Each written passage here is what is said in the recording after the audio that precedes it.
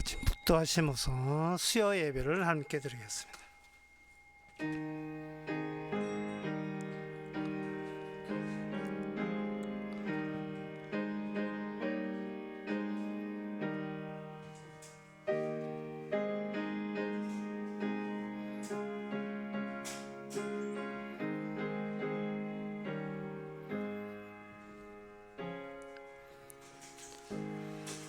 왕이신 나의 하나님이여, 내가 주를 높이고 영원히 주의 이름을 송축하리다.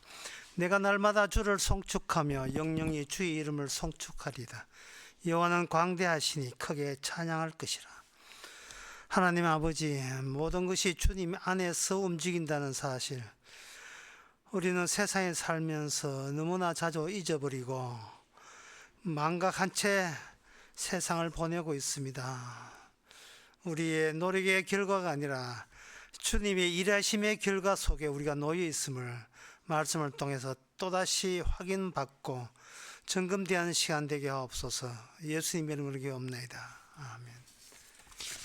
찬송가 378장 합시다.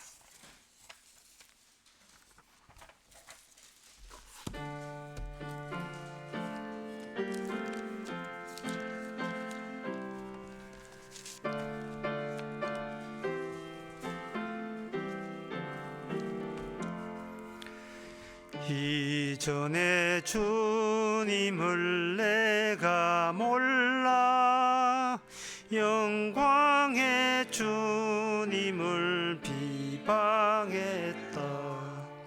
지극한 그 은혜 내게 넘쳐 날 불러주시니 고마워라. 나 받은 달란트 얼마른가. 나 힘써 그것을 남기어서 갑절로 주님께 바치오며 충성된 종이라 상 주시리. 천하고 무능한 나에게도 귀중한 직분을 맡기셨다. 그 은혜 고맙고 고마워라. 이 생명 바쳐서 충성하리. 내 하는 일들이 하도 적어 큰 열매 눈앞에 안 배여도 주님께 죽도록 충성하면 생명의 면류가 얻으리라. 이 시간 다 함께 한 마음으로 기도하는 시간입니다. 기도 제목은 주님께서 우리에게 주시는 것, 우리가 분명히 우리가 잊지 말아야 되는데, 그것은 바로 길과 진리와 생명을 우리에게 주었습니다. 주께서 우리에게 꼭 필요한 것이 길과 진리와 생명이었습니다. 그런데 저도 못 먹는 사람들 참 많이 있습니다. 엉뚱한 것 찾고 기도하고 있습니다. 주께서 주시고자 하는 것을 넙죽 고맙게 받을 수 있도록 내 것을 비울 수 있도록 다 같이 기도합시다.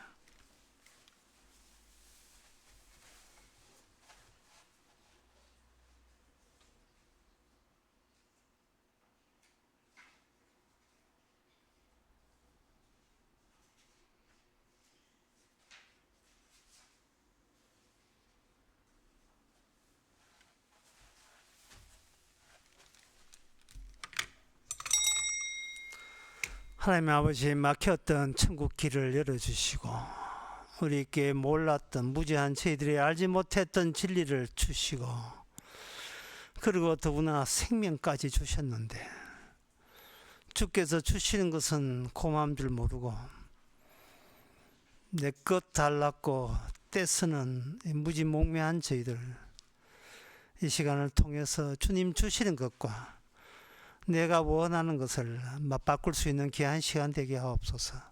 예수님의 이름으로 기도합니다. 아멘.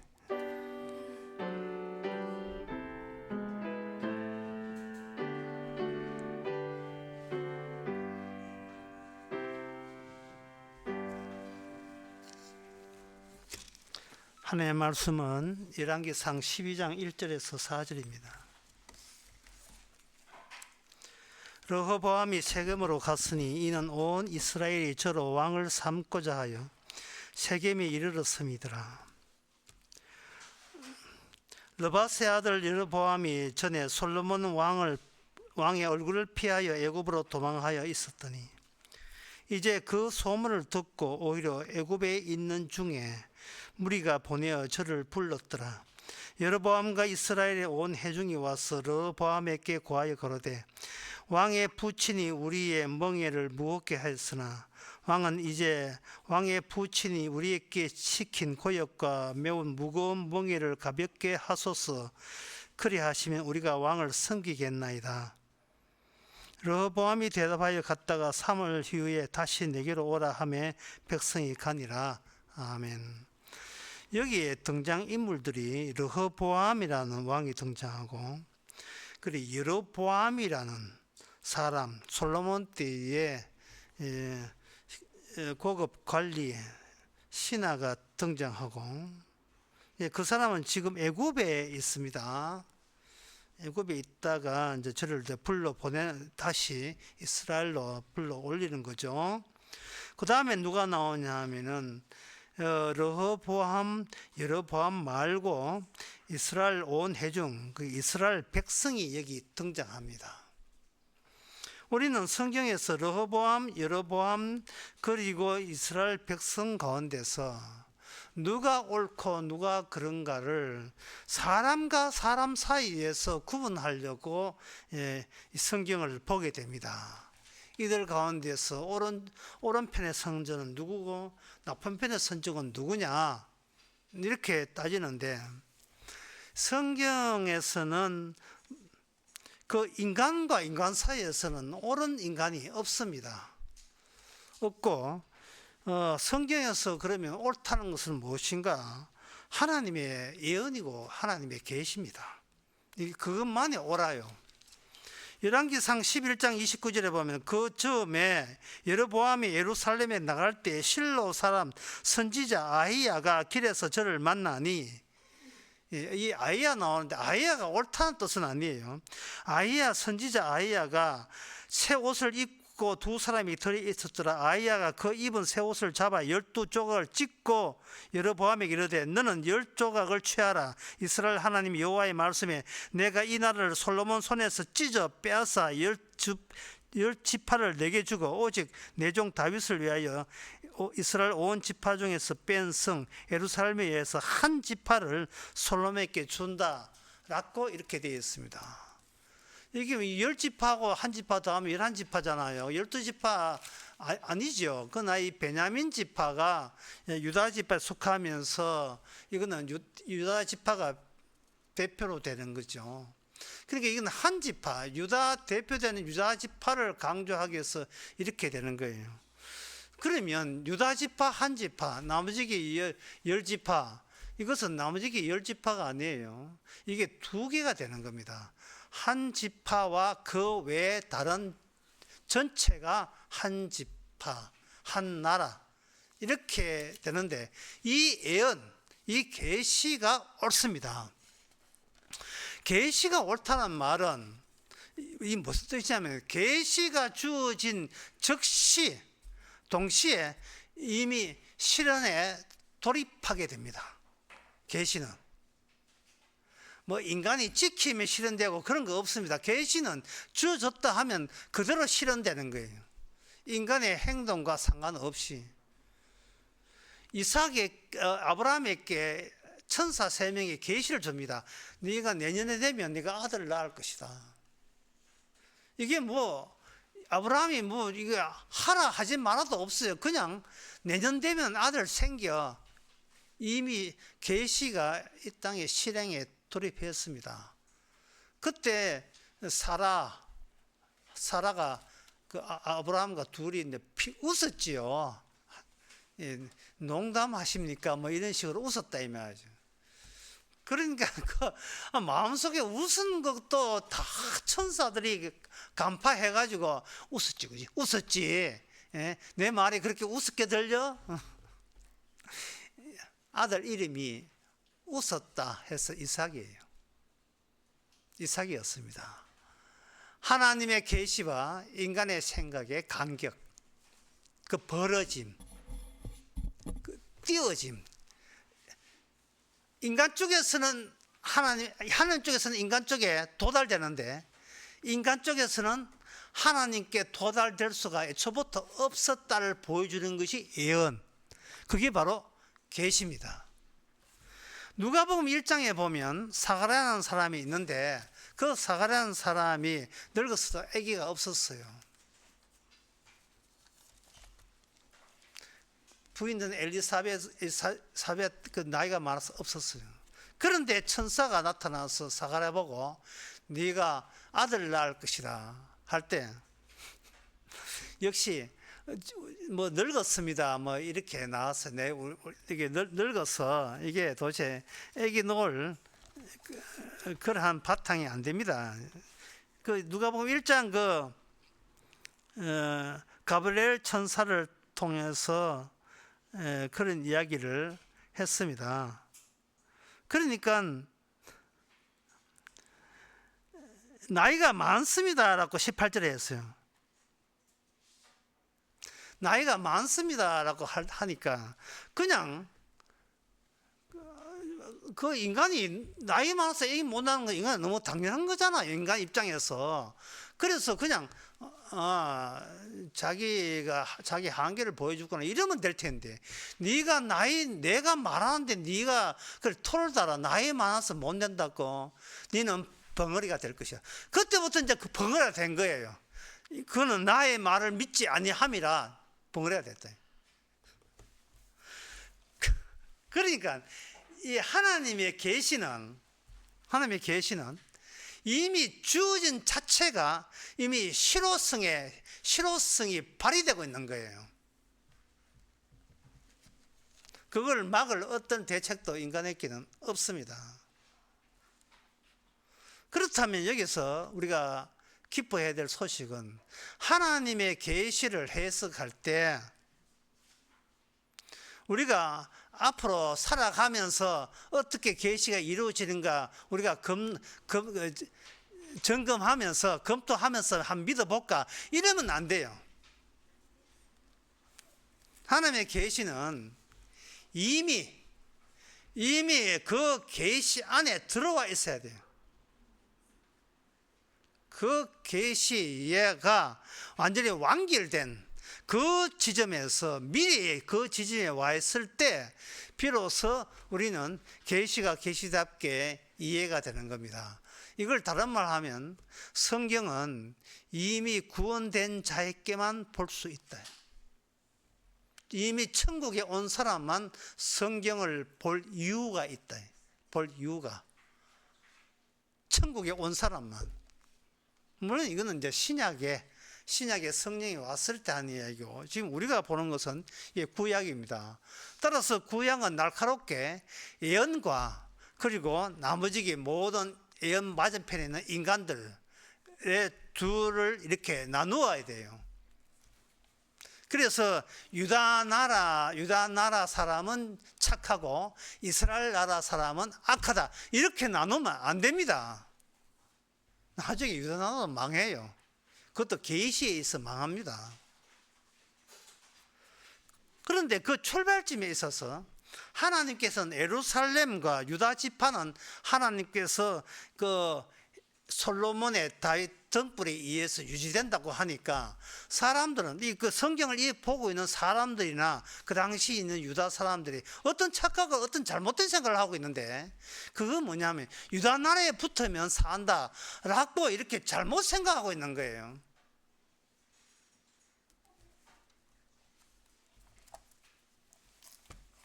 계시, 하나님의 계시는 어떤 인간과의 개입이 이렇게 간격이 놓여져 있습니다. 이제 우리는 오늘부터 이 12장부터 보면서 그 간격이 하나님의 예언이 어떤 식으로 각자 인간이 자기 잘났다 하는 인간들 속에서 그 벌어진 간격을 어떻게 계속해서 나타내 보이느냐, 쪼개고 나오고 있느냐, 그거에 유념해서 보시면 되는 겁니다. 오늘 본문 내용이 열왕기상 그 12장 1절부터 5절까지 읽었습니다만은 사실은 이 본문이 어디까지 이어지느냐, 15절까지 15절까지 이어집니다. 그 15절을 보게 되면 12장, 왕이 이같이 백성의 말을 듣지 아니했으니 이 일이 여호와께로 말미암아 난 것이라. 여호와께서 전에 실로 사람 아히야로 느봇의 아들 여로보암에게 고한 말씀을 응하게 하심이라 이제 있거든요. 그러니까 그 하나님께서 계시를 잠시 주고 하나님께서는 빠지는 것 하지만 그 계시는 계시고 인간들끼리 이제는 어떤 정치적 상황을 벌어지는데 그 백날 벌어져 봤자 그것은 그들은 그 계시가 주인 범위 내에서 계속 움직일 뿐이지 계시 밖으로 뛰쳐나온 행동은 할 수가 없습니다.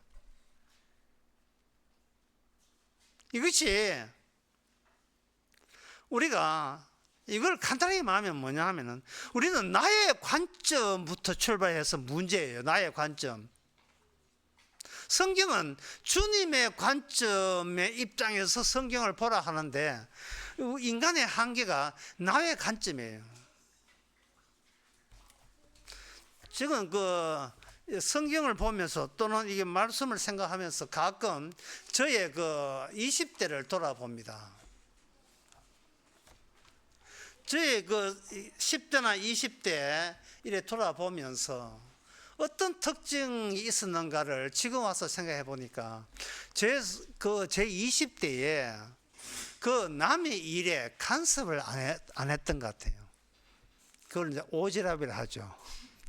20대에 남한테 간섭한 게 별로 없는 것 같아요. 20대에 지금 생각하니까 지금은 뭐 오만테 간섭하지만 그 왜 간섭을 안 했는가? 그게 생각해 보니까 이게 다양성 때문에 그런 것 같아요. 다양성.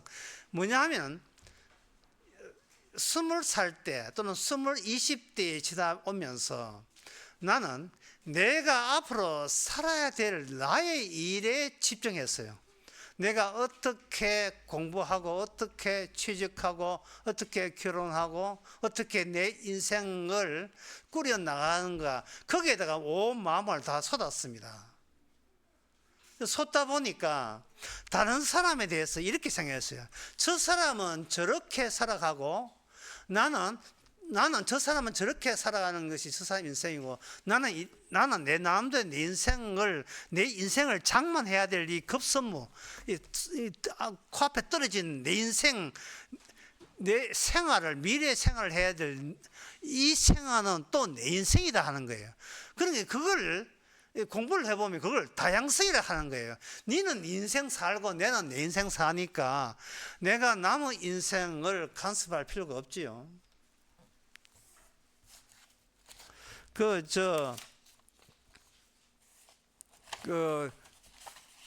TV 프로에 보면 이런 게 있어요. 토요일 날 그 대구 지방 그 TBC에서 하는 싱싱고향별곡이라는 게 있어요. 싱싱고향별곡에 가면 경상북도 내에 오지는 아니지만 한 몇백 명 사는 거의 노인네들만 농사 짓고 사는 동네를 푹 치는 그 아줌마하고 그 사투리 심한 그 아저씨하고 둘이 가가지고 그들 살아온 사연을 듣는 거예요. 그걸 들으면서 왜 그걸 듣느냐 하면은 다양성 때문에 그렇습니다. 내가 그 사람을 잘 모르지만 그 방송을 통해서 그 사람이 전부 다 나이가 많아요. 어떤 사람은 6.25 때 있는 사람도 있어요. 나이 90 넘은 사람. 그 사람이 살아온 이야기를 쭉 들어보는 거예요. 또 교육방송에서 하는 방송 나옵니다. 다문화 고부 열전 하는 게 있어요. 이거는 뭐냐 하면은 그 캄보디아나 베트남이나 이런 필리핀 여자들 우리나라에 시집 와가지고 고번에 갈등이 있으니까 그 갈등을 해소하기 위해서 우리나라 그 시어머니를 그 필리핀이나 캄보디아나 베트남에 가가지고 같이 생활하면서 정부치는 그 이야기다. 역시 그들의 이야기를 다 들어요. 간접 극이죠. 그리고 인간극장 6시 내 고향 뭘 노인들만 보는 프로그램이지만 그걸 듣는 이유가 왜 듣느냐 하면은 그들의 그 다양성 있는 그 삶이 두 노선으로 분류가 안 되더라는 게 두 노선으로. 분명히 성경에서는 선악과 따먹은 사람과 선악과 따먹고 생명나무 따먹은 사람 분명히 두 분류로 마감이 되거든요. 모든 계시가 이 두 분류로 마감이 돼요. 모든 인간은 선악과 따먹었습니다. 맞습니다. 그런데 그 인간들 가운데서 생명나무 따먹은 사람이 또 생기기 나기 시작한 거예요. 선악과 안 따먹었다가 아니라 선악과에다가 생명나무 따먹은 사람까지 생긴 거예요. 그러니까 하나님의 성경 바깥에는 뭐냐? 모든 인간은 각자 자기 인생 살아요. 그걸 다양성이라고 제가 지금 여러 번 이야기합니다. 각자 자기 인생, 자기 편한 대로 자기 인생 꾸려나간 거예요. 다양성. 그런데 그 프로를 보면서 저 사람은 그 다양성밖에 모르는데 맨날 자기 인생 고생했다는 거예요. 자기가 너무너무 고생 많이 했다는 거예요. 그런데 그 고생한 수십 년, 50년, 60년 고생한 게 거기 죄였습니다고 고백하는 사람이 있는가를 살펴봐요. 없어요. 거의 없어요. 제가 무슨 이야기를 하냐면 마태복음 7장 13절 14절 이야기하는 겁니다. 좁은 문으로 들어가라. 멸망으로 인도하는 문은 크고 그 길이 넓어 그리로 들어가는 자가 많고 생명으로 인도하는 문은 좁고 길이 협착하여 찾는 이가 적음이다. 딱 마지막 계시의 마지막 종점에서는 딱 두 노선이에요.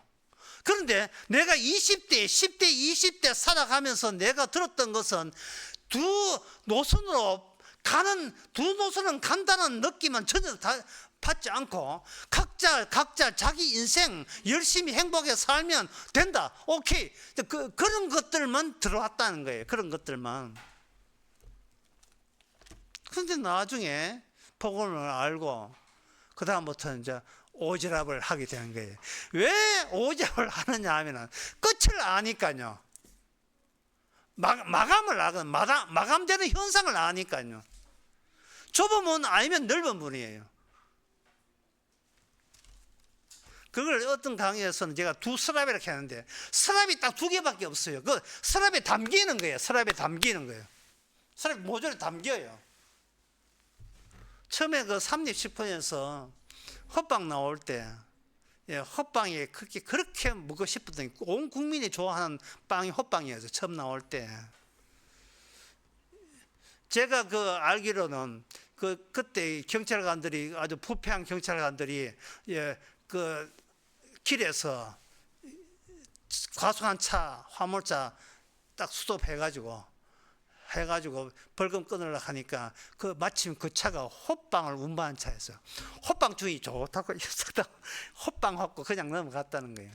그런데 처음에 헛빵인 줄 알고 하고 쪼개보니까 호만두였습니다. 그때 그 실망이라는 것은 이름 말할 수 없어요. 처음 나올 때 뭐 이름 말할 수 없다는 게 좀 과장되긴 합니다만 인간은 쪼개봐야 알거든요. 이게 헛빵인지 호만두인지.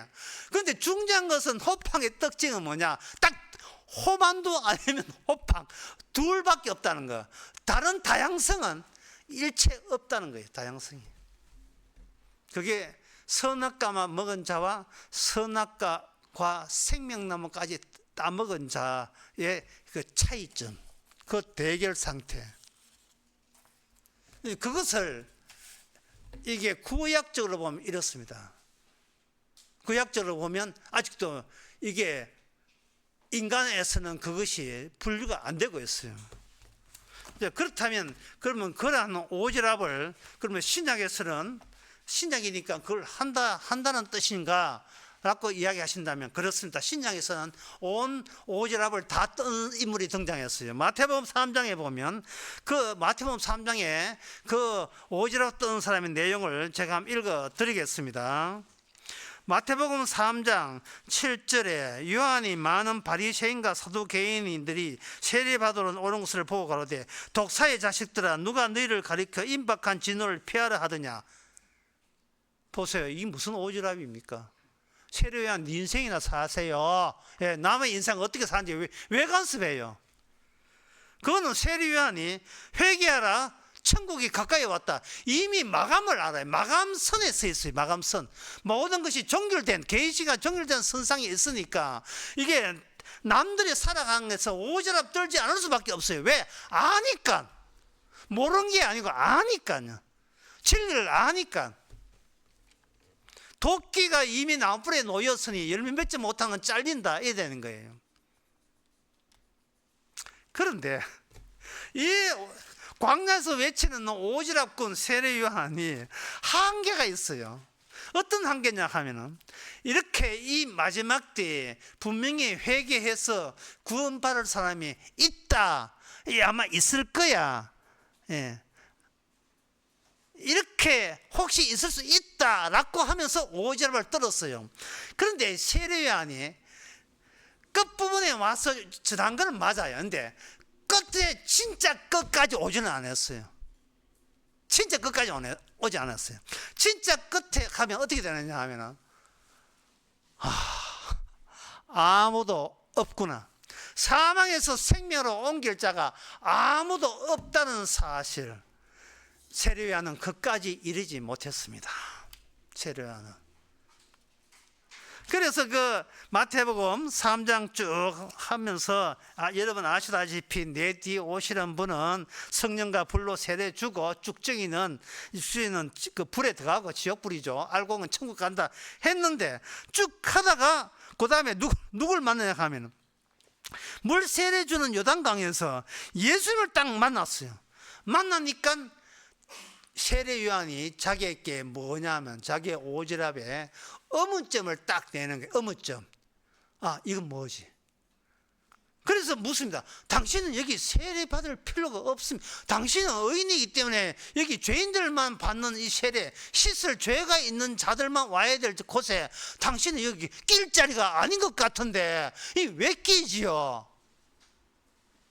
세례 요한은 마지막의 마지막을까지는 설 수가 없었습니다. 그 바톤을 누가 이어받는가?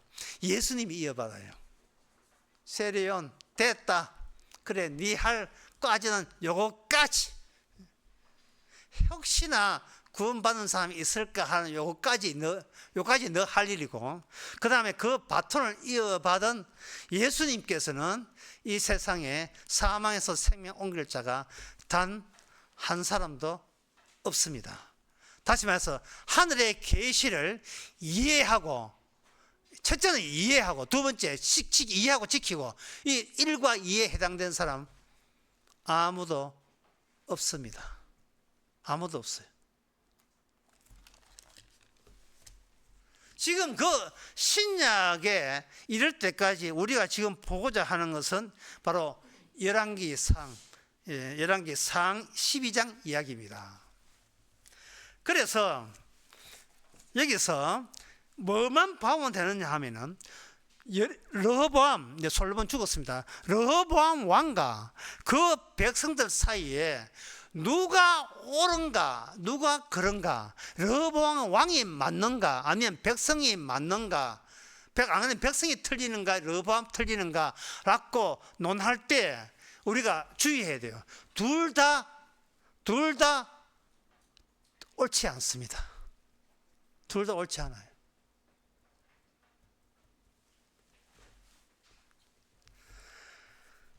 이 점을 제가 설명해 드리겠습니다. 우리가 폭력적인 왕한테 당했다고 해서, 예? 폭력적이고 자기밖에 모르는 왕에게 당했다고 해서 그 백성이 착합니까? 절대로 그렇지 않습니다. 지금 르보암 왕은요, 자기 친구들하고 의논해가지고, 야 친구다, 내가 지금 솔로몬 왕 다음에 이게 왕이 됐는데 내가 이 이스라엘 백성을 어떻게 통치하면 되겠느냐 하니까, 먼저 나이 많은 원로들에게 물으니까 원로가 이런 이야기했어요. 왕이 백성의 종이 되신다면, 왕이 백성이 먼저 종이 되신다면 백성이 기꺼이 왕의 종이 되겠습니다 라고, 그렇게 통치해야 됩니다 라고 이야기했어요.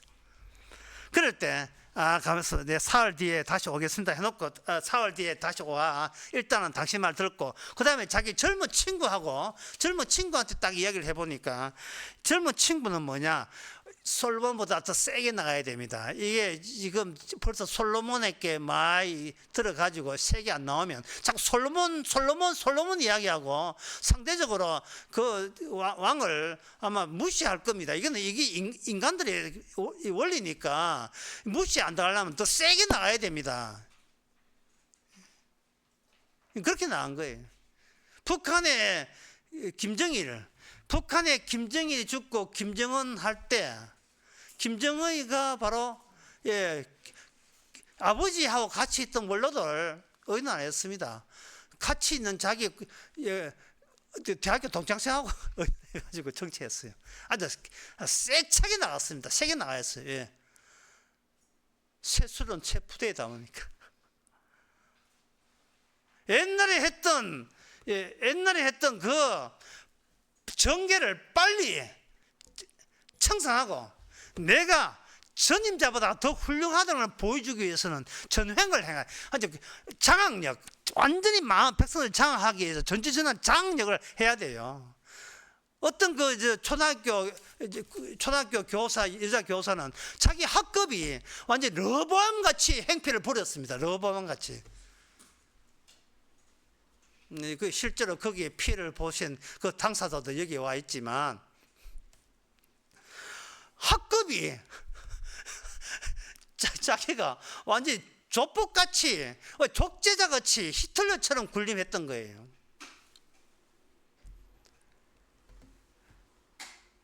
애들 자기 반에 수학 잘하는 학생 딱 해가지고 수학시키고, 자기는 그 뒤에서 컵라면 먹고. 선생님이에요.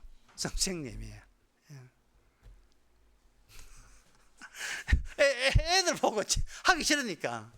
그리고 과학 시간에 그 바람 부는 것과 연기가 어떻게 방향이 반대라는 것을 이렇게 실험하기 위해서 하는데, 자기가 어떤 다른 반에 단생이 하는 본마예요. 촛불 피워가지고 선풍기 틀어가지고 부채태가지고 이게 바람 방향을, 연기 방향을 통해서 바람이 어디서 가는지 알 수 있다.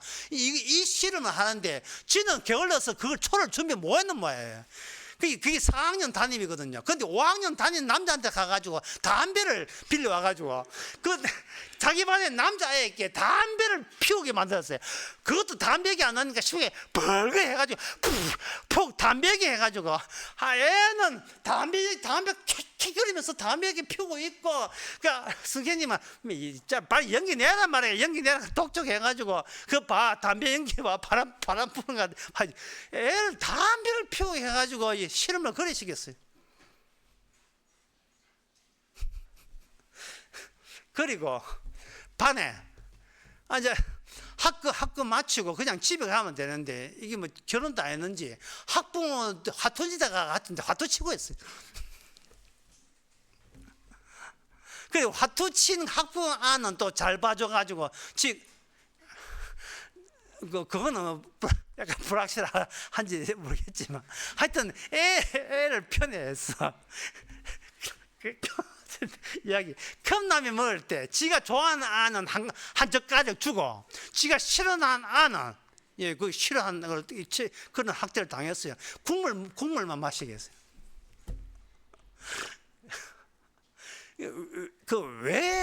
왜 그런 짓을 하느냐? 선악과를 따먹은 사람들은요, 이 세상을 볼 때 자기 재미로 살아가요. 그 외에는 어떤 자기의 노고와 고생에 대한 보람이 없어요. 제가 왜 TV에 나이 많은 사람들 40, 50 평생 한 것을 5분 만에 10분 만에 확 다 들을 수 있거든요. 그거 들으면서 결국은 그 MC 사회자가 투고받는 게 뭐냐? 아이고 아재요, 그렇게 고생했으니까 이렇게 요새 집 잘 짓고, 촌이지만 집 잘 짓고 잘 살고 아들 다 효도하고 하잖아요. 그러니까 선악과만 따먹은 인간은 마지막에 계시가 누구냐? 본인의 존재가 계시예요. 내가 여기 있음이 계시예요. 그리고 이것이 인간의 본성입니다. 어떤 누구도 이 인간의 본성을 위반할 수가 없어요. 그 많은 사람들이 고생해도 결국은 남 고생도 돼 있죠. 그러면 자기 고생한 것은 잊을 수가 없어요. 그냥 니는 인생 사세요. 나는 내 인생 열심히 살 테니까. 이래 되어버리면 70억 인구가 70억 가지의 인생만 남아요. 그런데 성경은 어떻습니까? 좁은 길, 그리고 넓은 길. 생명나무 따먹은 사람, 생명나무 못 따먹은 사람. 따먹은 사람은 천국, 못 따먹은 사람은 지옥. 그렇게 되죠. 그 생명나무가 신약에는 뭐냐? 하나님의 계시예요. 그냥 계시가 아니고 계시의 완성입니다. 계시의 완성의 성령을 통해서 초청을 받게 되면 그 다음부터는 성경이 새롭게 보이는 거예요. 성경이. 아까 제가 20대 이야기 했잖아요. 20대에 당신은 어떻게 살았습니까? 저한테 물어보면 이거예요. 수능과 수능 시험 치는 거 말고 수능과 적응과 적응, 그 외에는 아무것도 없어요. 제 20대. 시공간, 내게 주어진 시간과 공간, 미래, 그리고 현재 있는 이 장소에서 나는 어떻게 살 거냐? 그거는 수능해서 살고, 어떻게 살 거냐? 적응해서 살죠. 그러면 남는 것은 뭐냐? 너희들은 너희들 인생 사세요. 나는 내 인생 참하게 살겠습니다는 다양성. 이 다양성을 오늘 이스라엘 백성이 그대로 보여줍니다. 이스라엘 백성은 왕의 횡포와 통제 가운데서 그거 심한데, 그건 아닌 것 같은데 하면서도 끽소리 못하고 순응하고 적응하고 정해해 갑니다. 역시 사람은 살아야 되겠다는 그 의지를 자기 힘으로 벗어날 수가 없어요. 자, 그렇다면 이 이스라엘 백성들은 자기 잘못을 아느냐? 아니죠. 이스라엘 백성들은 왕탓합니다. 자기는 아무 잘못 없어요. 왕을 잘못 만났어요. 솔로몬은 왕을 잘 만나서 잘 됐고, 지금은 우리가 솔로몬만큼만 해주면 고맙겠습니다 했거든요. 그러나 그 말에 아들 르호보암은 이미 죽고 지나간 사람, 그거 왜 자꾸 그런 추억이나 살피고 있는데, 지금 현재의 왕은 바로 납니다. 돌아가신 아버지 생각하지 말고 나한테 복종하세요. 야, 친구야, 어떻게 하고 더 세게 나가서 아버지의 치적을, 아버지의 성과를 있도록 아주 더 강력하게, 심하게 압제와 압박을 가하는 방식을 왕이 사용하는 거예요. 그런데 여기서 여러분들이 좀 더 어려운 내용을 여러분 들어가셔야 돼요. 뭐냐 하면, 과연 이 인류에 있어서 국가라는 게 필요한가를 한번 생각해 보세요. 국가라는 게 필요한가? 지금은 국가가 있으니까 당연히 국가가 있어야 된다고 생각하죠. 그러나 인류에게 국가라는 것은 필요치 않습니다. 인류에게 인간들은 어떻게 사느냐 하면 상호 호혜, 서로 돌보는 거예요. 상부상조, 물물교환, 기여하고 정려하고, 많이 그런 사람은 나눠주고 이렇게 살았어요. 이렇게 사도행전에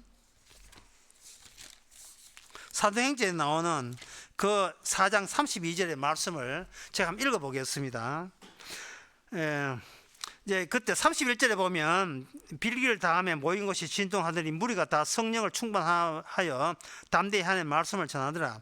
그 다음에 32절 믿는 무리가 한 마음과 한 뜻이 되어 모든 물건을 서로 통용하고 제 물건을 조금이라도 제 것이라 하는 이가 하나도 없더라. 사도들이 큰 권능으로 주 예수의 부활을 증거하니 무리가 큰 은혜를 얻어 그 중에 핍절한 사람이 없으니 이는 밭과 집 있는 자가 팔아 그 판 것을 값을 가져다가 사도들의 발 앞에 두매 저희가 각 사람의 필요에 따라 나누어 줌이라 라고 되어 있어요. 여러분 이렇게 살고 싶습니까? 방금처럼. 여러분 이것을 보고 마르크스라는 사람은 19세기의 말에 중반 말에 마르크스라는 사람은 이걸 가지고 최초의 공산주의 사회라 했어요. 원시 사회주의 공산주의를 했습니다. 그래서 마르크스는 뭘 연구했냐? 그 사람 마르크스가 신학을 한 사람이에요. 사도행전 이걸 보면서 인간의 힘으로 이 사도행전 4장 32절에 나오는 이 한 대로 우리도 할 수 있다고 밀어붙인 것이 공산주의 사회입니다. 공산주의 혁명이에요. 어떻게 하느냐? 그동안 이렇게 각자 노동한 대로 그냥 자기 노동한 만큼 얻으면 되는데 누가 도중에 도둑이 있어가지고 노동한 것을 그 깡패처럼 양아치처럼 뺏어간 자들이 있다는 거예요. 그거는 누구냐? 바로 자본주의라는 거예요. 그리고 그 더 놀라운 사실은 마르크스가 국가를 인정하지 않아요. 공산주의 사회는 국가가 없어야 되는데 국가가 있다는 것이 수상하다는 거예요. 그러면 국가는 뭐냐? 국가는 그 자본가들이 자신의 이익을 위해서 국가라는 걸 만들었다는 거예요. 부르주아의 국가, 부르주아지 국가, 다시 말해서 가진 자들을 더욱더 더 정진하기 위해서 더 많이 갖기 위해서 국가의 법을 이용해서 없는 자를 더 빼먹은, 더 수탈하고 약탈하는, 착취하는 그것이 바로 국가라는 겁니다. 따라서 당장 국가는 없을 수 없지만 서서히 전 세계 노동자들이 단결하고 물리치면 자본가들이 자본을 사회에 내놓게 되면 이제는 국가 자체가 없이 전 세계가 하나의 공산주의 사회가 되는 사도행전 4장 32절의 말씀처럼 실현에 옮기면 그게 바로 하나님이 원하는 천국이라는 거예요. 천국이라는 거예요. 이게 마르크스, 그는 오늘날 북한, 소위 사회주의 하는 중국, 러시아, 캄보디아, 베트남 다 공산주의 사회거든요. 이들이 뭐를 빠뜨렸느냐? 그들이 뭐를 몰랐느냐 하면은 한 마음과 한 뜻이 되어서 모든 물건을 서로 통용하고 재산을 팔아서 없는 사람을 도와줬다 할 때에 그들은 그 재물과 자기 재산이나 없는 사람이 가난한 사람이 굶지 않게 됐다. 그걸 보는 게 아니에요. 그들은 그걸 보지 않고 성령이 충만하여 예수님의 십자가와 부활을 쳐다본 사람들입니다. 엉뚱한 데를 그들은 지금 언급하고 있는 거예요. 마르크스라는 사람은 말하기를 당장은 국가가 없지만 나중에 없어지지만 지금 국가가 있어야 된다. 자본가들을 뺏기 위해서, 자본가를 가진 자를 뺏기 위해서 국가가 강제로 뺏어줘야 나중에 국가마저 없어지는 그런 사회가 오는 과도기가 있으니까 국가가 거기를 해야 된다는 거예요. 부자 정세. 갑자기 이 정치 대신에 개입하는 게 모르겠습니다. 부자 정세 이런 거, 부자에게 생을 많이 거둬서 어떻게 해보자는 그런 아이디어. 그러면 이번에 이번에는 그러니까 국가라는 그 자체가 이게 그 느부갓네살, 바벨론, 메데파사, 헬라 메카토니아, 그 헬라 제국, 그 다음에 로마. 지금 로마의 제국인데 그게 짐승입니다. 국가들이 있다는 게 짐승들이 있다는 거예요. 짐승들. 네 번째 짐승인 동시에 마지막 짐승이에요. 다니엘에 보면 국가라는 게. 그러면 우리가 성경을 보면서 이때가 이제 이 국가가 짐승들의 국가라는구나. 요한계시록 뭐까지 안 봐도 다니엘을 봐도 나와요. 그러면 여기서 국가에 그럼 국가라는 것이 엄연히 있다 이 말이죠. 국가가 엄연히 있거든요. 지금 200국 이상 있잖아요. 그 국가가 할 일이 뭐냐? 마르크스가 아니라면 그쪽 공산당이 아니라면 그러면 아닌 사람들은 어떤 마음 자세를 가질 것인가? 그것은 바로 영화 The Zone of Interest, 존 그 지역이죠. The Zone of Interest, 관심의 장소라는 영화가 있어요. 이것은 그 아우슈비츠의 수용소에 바로 담을 같이 끼면서 이쪽에 호화 저택에다가 지상 천국을 만드는 게 있는데 그게 루돌프 헤스라는 아비스위츠 그 소장, 수용소 소장이 사는 사택입니다. 그 사택은 천국까지 꾸며놨어요. 그리고 그 부인은 아비스위츠의 여왕이라고 사칭하면서 그 유대인들의 여자의 모피를 두르고 그리고 화단에 꽃을 갖고 오는데 꽃이 잘 피기 위해서 재를 뿌리는데 그 재가 바로 꿀뚝, 벌건 꿀뚝, 밤낮으로 타오르는 꿀뚝에 죽은 유대인들의 죄를 갖고 와서 꽃을 뿌리면 꽃이 그렇게 아름다울 수가 없다는 거예요. 애들은 그 화저택에서 마음 놓고 뛰놀고 그래서 진짜 최고급의 가정생활을 하는 그 장면이 그 영화에 계속 나와요. 거의 끝부분에 아이스비치 나오지. 앞부분은 그 대부분이, 영화 대부분이 그 소장, 아이스비치 소장의 평화롭고 그리고 화목할 수가 없어요. 저희 가정에 화목하고 정겹고 정있고 따스럽고 인자한 아버지고 어진 어머니고 애들은 구김살 없이 잘 크고 활짝 웃고 늘 생글생글 웃으면서 모자람 없이 살아가는 그 모습만 보여줘요. 그런데 이 영화가 그 알렉산드라는 그때 10대 소녀, 지금 얼마 전에 죽었습니다만 10대 소녀가 그 아주 비참하죠. 그러니까 이게 어느 정도냐 하면은 역겨울 정도로, 구입길 날 정도로 대조가 되어 있는 참혹한 그 수용소, 유대인 600만 죽는 수용소. 그 수용소 사람들이 가끔은 이제 교육 일하기 위해서 바깥에 나올 때 그 10살만 애가 사과를 하나 던졌어요. 그 사과를 주는 그 여자애와 그 수용소에서 소장하면서 화려하게 행복한 가정을 꾸리는 루돌프 헤스라는 그걸 대비시킨 영화예요. 자, 국가가 해야 될 것은 뭐냐 하면 국가는 지옥이 인간이 이 땅이 지옥이라는 걸 보여줘야 될 역할이 국가가 해야 돼요. 국가가. 왜냐하면 국가 자체가 짐승이기 때문에. 거기서 그 10대 소년이 그 유대인 수용소에 몇 푼 도와준다고 해서 현실이 바뀌지는 게 아닙니다.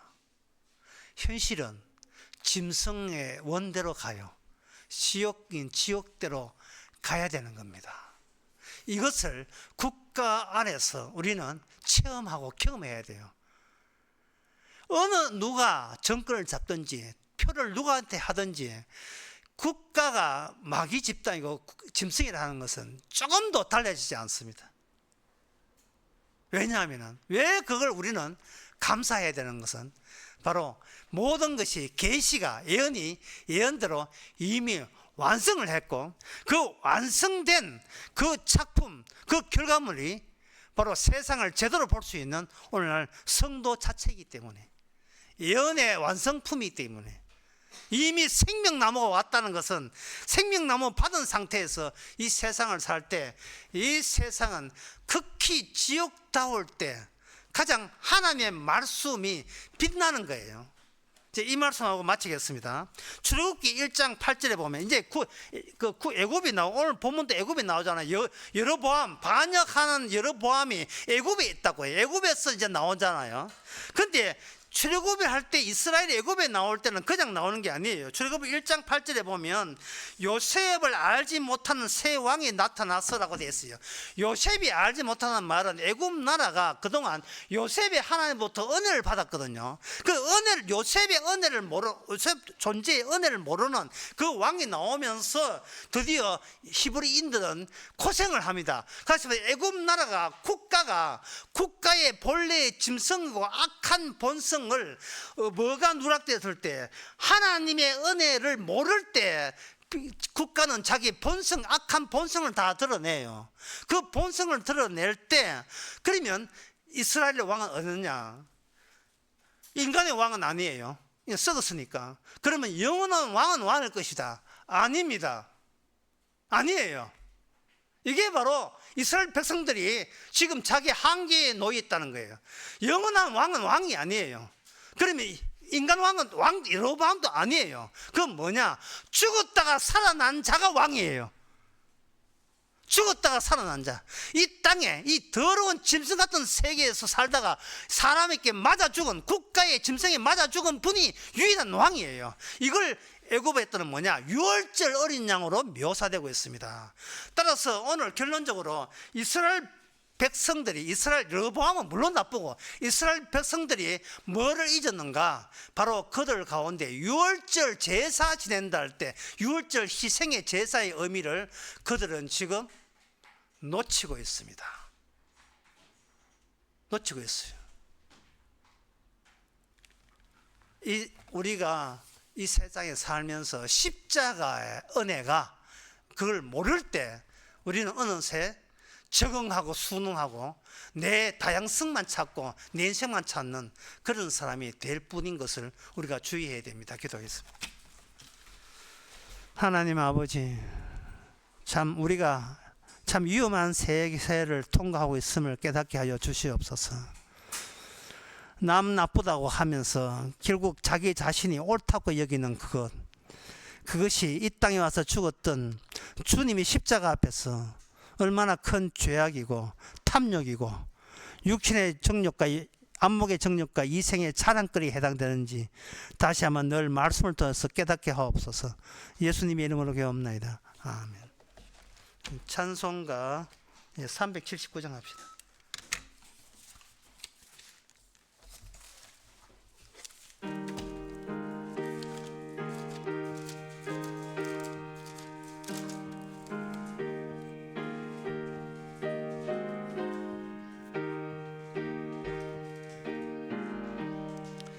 주의 말씀 듣고서 준행하는 자는 반석 위에 터 닦고 집을 지음 같아.